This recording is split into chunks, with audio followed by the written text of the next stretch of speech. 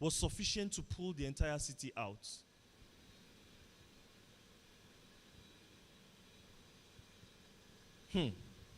Did you hear what I said?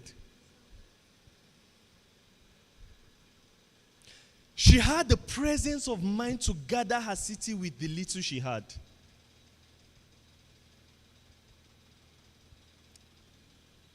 And so, we need to learn something from her. She didn't know enough. She wasn't even totally sure about what she knew. She says, I met a man that told me all I ever did. Could he be the Christ?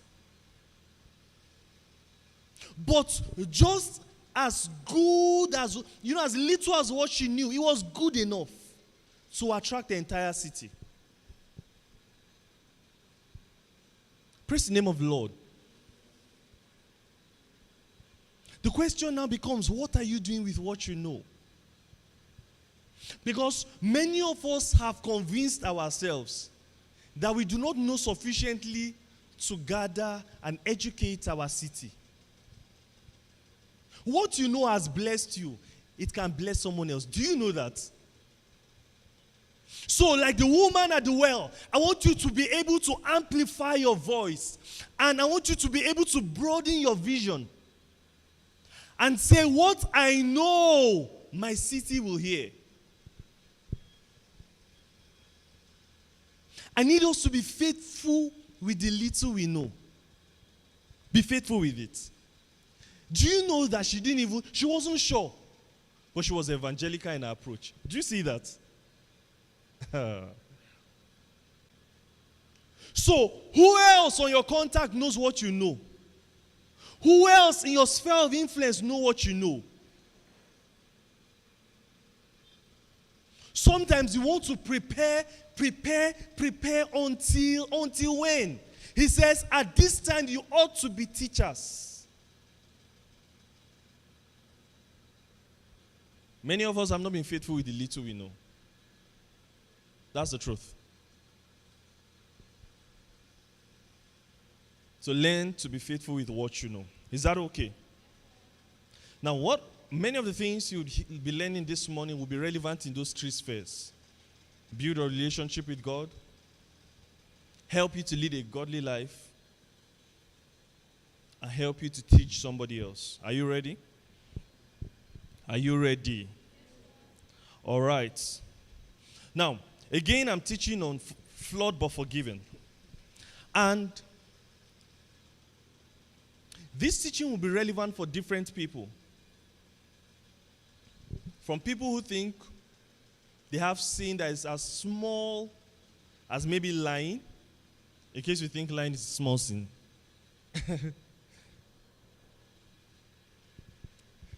To people whose sins are as grievous as murder that's killing someone, or cultists, or prostitutes, or Yahoo boys. Because, listen, if someone tells you that they are cultists, first of all, we are already scared. Once the person just says a cultist, you are scared.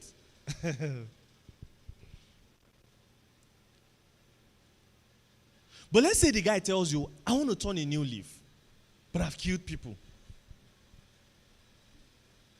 I've drank blood. Or maybe he says he's been part of robbery operations.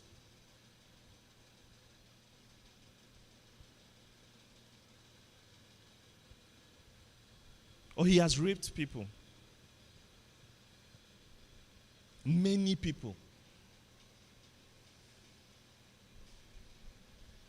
Or a lady says that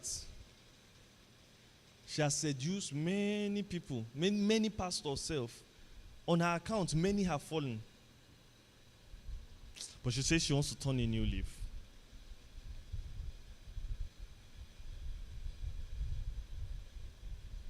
You know, many of us are not prepared for situations like this. many of us are not trained enough to help people like this. And somehow, it has always been the bane of the church. When a woman that was a notorious prostitute came to meet Jesus, the religious people in their day were like, if he's a prophet, he will not be associating with this person.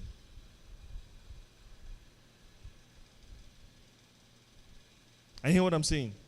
He would not.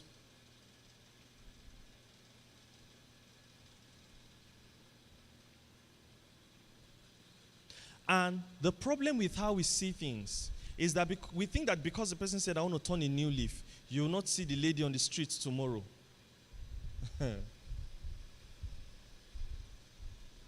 We think anybody that is serious about changing must change suddenly.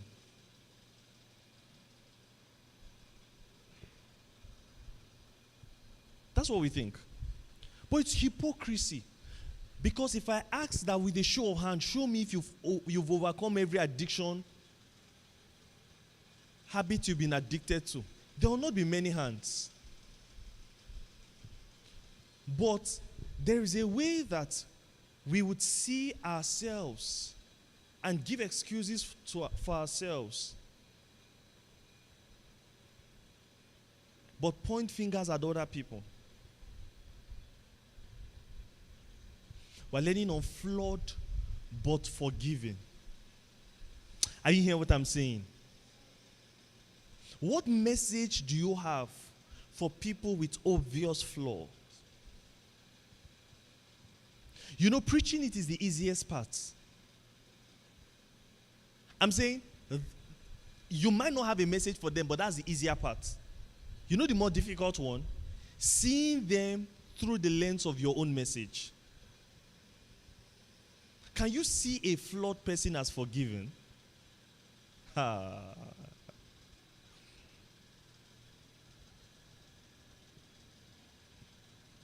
you hearing what I'm saying? So, imagine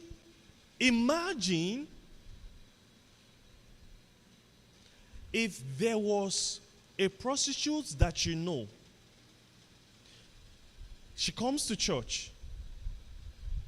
She believes the gospel. And she says she wants to join the choir, of course.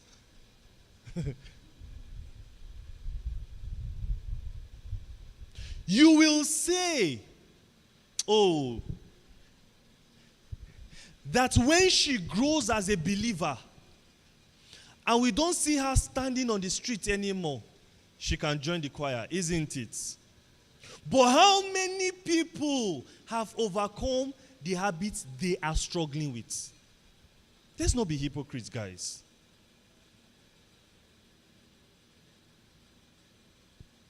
Are you hearing me?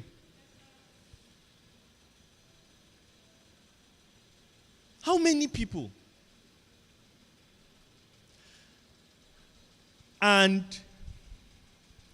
did Jesus wait for the woman at the well to show true signs of repentance and spiritual maturity before he allowed her to go and evangelize her city? You know that song, This Little Light of Mine? I'm going to let it shine.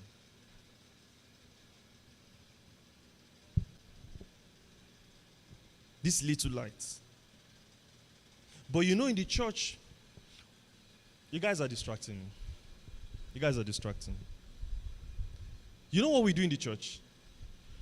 We see that little light and we cover it. The person is like, I want to go and talk to people. We're like, no, don't do that. Wait, what do you know? We want the person's habits to have been corrected, doctrine to have been corrected. Do you understand? Then we want the person to start with maybe one or two people first before they reach out to a bigger class of people. This little light of mine. We can sing it in church, but we'll never allow you make it shine. Let me tell you another story. One time in the Bible, Jesus and his disciples crossed over the sea, and they met a man that was possessed with demons. I don't know what contract that guy was doing with demons, but he had a lot.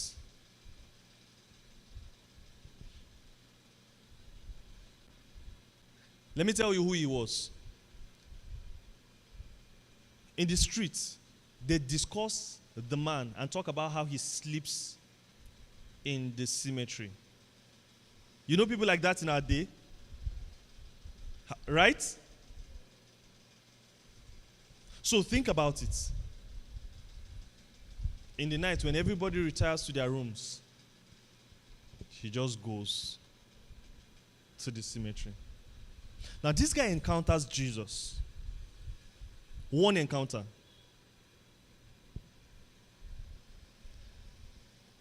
And he was delivered. And he says he wants to follow Jesus. And Jesus says, no. Go back and tell your brethren all that God has done for you. Now, imagine if that kind of guy walks up to you and says, brother, can I talk to you for 2 minutes?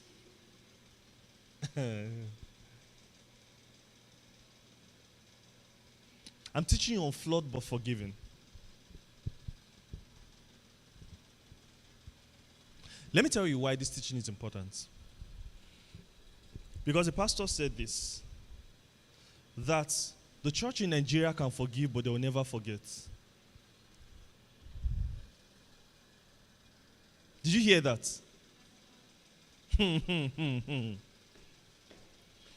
Don't judge them. I'm talking about you and I. We will forgive you, but won't forget.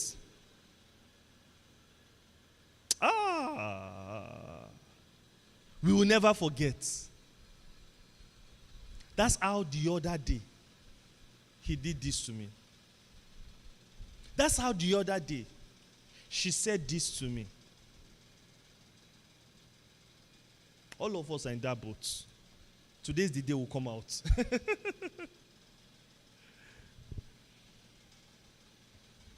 We are all flawed. We receive the forgiveness that God gives. We see ourselves through the lens of grace, but we'll never see the next person that way.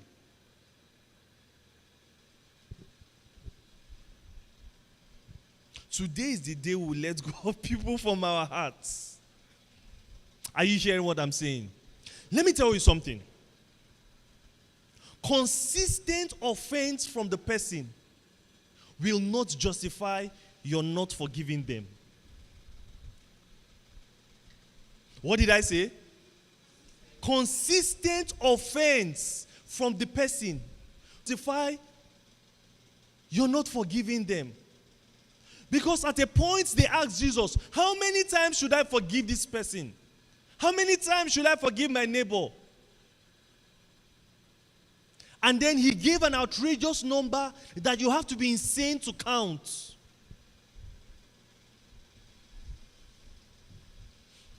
I'm not saying you have to relate.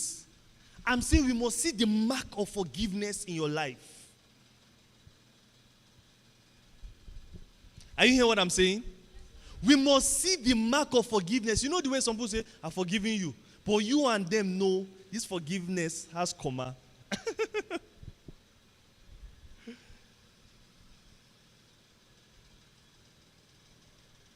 It's ridiculous when we think we can't forgive. You know why? Because in comparison to how much God has forgiven us, whatever offense someone offends us pales. Jesus gives a parable about this. He talks about a king that had a servant that was owing him. And many Bible historians would say that that servant that was owing the king was a tax collector. He was in charge of collecting the tax for the king in a region. So let's say this guy is the regional manager for the north of his kingdom.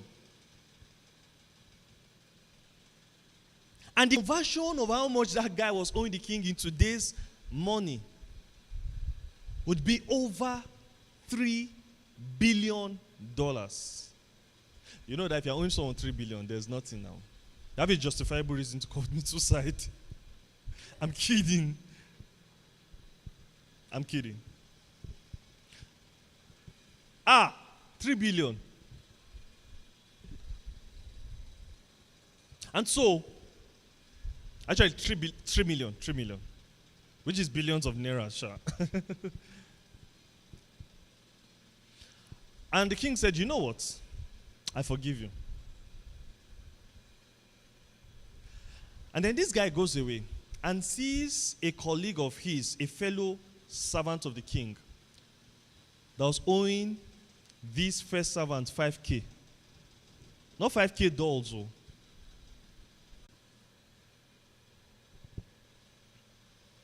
And that's just wickedness, isn't it? But you see, here's how you ought to look at the story. Whatever someone can do to you that you can't let go, that legitimately makes sense for you not to let go, is 5K in comparison to what you did to God. What you did to God is 3 billion. So Jesus was using monetary terms to help you understand the most annoying person in your life. I've told you guys you've not met the person yet, isn't it? You are yet to meet the person. I've told you your siblings are very lovely people. They're amazing people. They loved you from the depth of their hearts and they are showing it. You know why? Part of it is that they're preparing you for marriage. They're preparing you. Some of you have been disguising that you don't want to marry, but we've seen signs, a few traits here and there. So your siblings are preparing you. When you get married, you need to dust the tutorials that your siblings took you through. Because you see your spouse, they are the devil's will for your life. They will bring out they will take you to depths of anger you've never seen. You will touch realms of anger you didn't know you had. It doesn't matter how calm the person cannot hurt a fly. And that's why I didn't marry a fly. I married you. I can hurt you. They will annoy you. And you annoy them.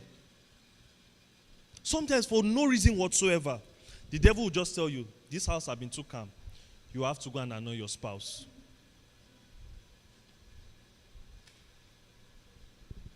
And then you go. So, when you reach that height of anger, it's 5K in comparison to the 3 billion that you're owing God, that you've annoyed God. Are you hearing what I'm saying? So we must learn to forgive. There's no justifiable reason not to forgive. Are you hearing what I'm saying? So determine that today you will forgive and you will let go. And you're going to be practical about it. Because it's easy to hear a good sermon. But then you must be doers of the word, else you're deceiving yourself. So whoever you are holding your heart, that you are claiming are forgiving you, but the person knows, you and the person knows, you're not forgiving them. Today is the day you'll make it right. Some of you people have offended you and they've apologized. But you sworn to yourself that you hold them. I will not let you go.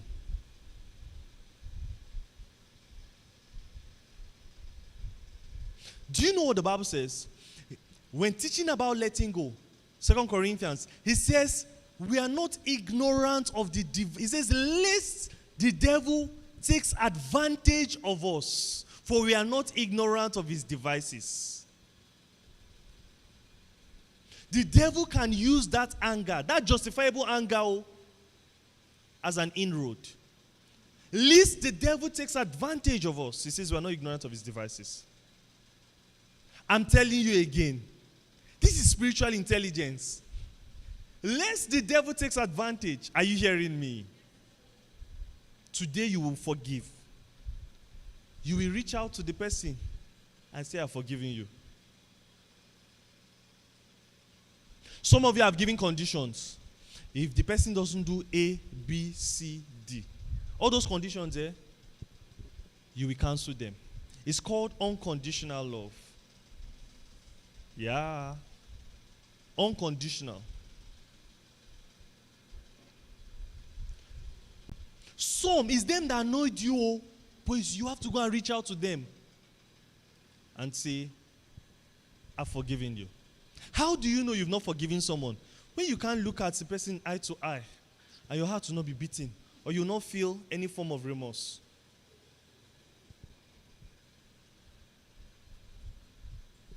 Have you thought about someone and there was this squeeze inside of you? There was this pressure, this weight.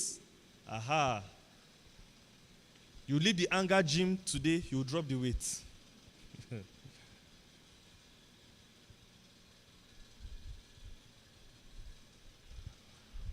There is a difference between the hurt you feel and the forgiveness. You can still feel the hurt, but forgive. That's what you must realize. Forgiveness is not an emotion, and we're going to get to this. Even though it has an emotion. Just the way we know about love. That love is not an emotion, even though it has an emotion. Forgiveness is not an emotion, even though it has an emotion. Are you hearing what I'm saying? And if you allow the emotion of forgiveness, the emotion to come or to lead the way, you might never forgive. Just the way many people make wrong choices with love because they allow emotions to follow, to lead. And let me say this, because I don't know who might need this. I don't know who might need this. The emotion of love follows the decision of love. Today I've talked about love, I've talked about forgiveness. Maybe somebody, I don't know. Yeah, I don't feel that way about the person. Yeah, you don't have to. I've told you, you thought you loved your siblings naturally. No, love is a learned behavior. Are you hearing what I'm saying? The feeling follows the behavioral pattern. You think if it was just the feelings, the Bible has to say husbands love your wife. Didn't you see her before you picked her?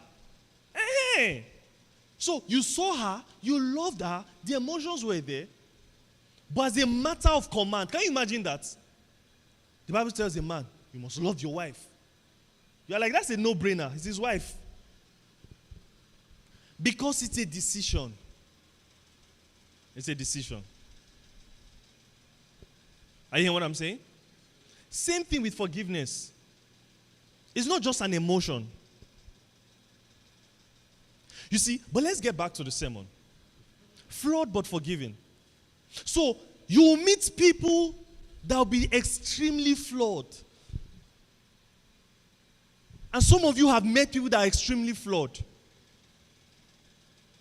And you might meet people that will say, I don't know if God can forgive me. And those are part of the things I want to address today. Now, the devil is known as a liar. And he lies to you about God and everything that God says.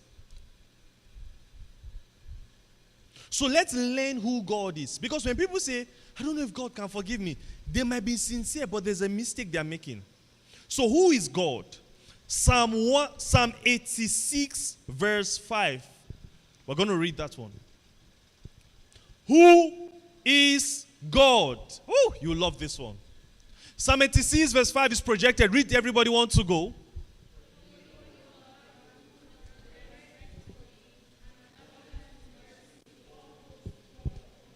Glory to God. Did you read that? Hi. It says, for you, Lord, are good, ready to forgive. Please say, ready to forgive. You know, so people are like, I don't know if God can forgive me. He says, God is ready to forgive. Have you met people that are saying, you know, I've been begging God about this thing. God has not forgiven me. God is ready to forgive.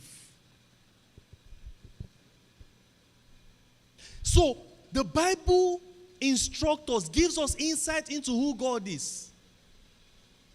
God is not hesitant about forgiveness, about forgiving. He's not reluctant about it. Are you hearing what I'm saying? He's not. Can you imagine this? Do you know how many people this one alone would deliver? Hi. But I've done a lot of terrible stuff. He says God is ready to forgive. He says he's ready to forgive and abundant in mercy to all those who call upon him. Are you hearing what I'm saying? Because some people think, okay, if God is going to forgive me, it's going to take a lot. Maybe I have to fast. Maybe I have to pray. He says God is ready to forgive those who call upon him. Please, I want you to know that God is ready. He doesn't need prep up. He's ready on his own. Say one more time, God is ready to forgive. I didn't hear everyone. God is ready to forgive.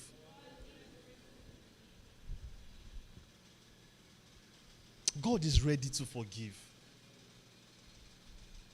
Listen, you might have done a lot of terrible stuff. But guess who is ready to forgive you? God. Meaning,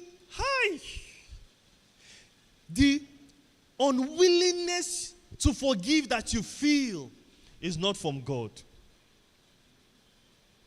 The hesitance you feel, that guilt you feel, is not from God. God is ready. He's ready. Please say one more time, God is ready to forgive. You know something else about this verse? Some people, when they hear things like this, you teach about God willing to forgive, just those that call upon him, without the people having to stress themselves or anything, they'll think, that's not God. They'll think you're teaching something false. You're slandering God. Have you seen people like that? And you know why they feel that way? They have justifiable reasons. And oh my goodness. Listen, the devil is a bad devil. He will push you to do things and hurt people in ways unimaginable.